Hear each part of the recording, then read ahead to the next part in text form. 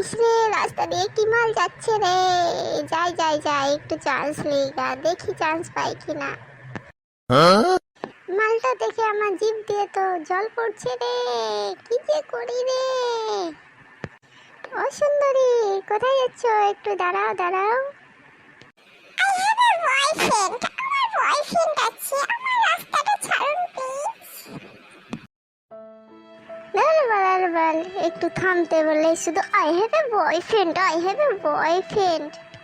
বল যা এখান থেকে, ভাবলাম একটু প্রপোজ টপোজ করবো, তা না I have a boyfriend, I have a boyfriend. ধর বল যা এখান থেকে যা।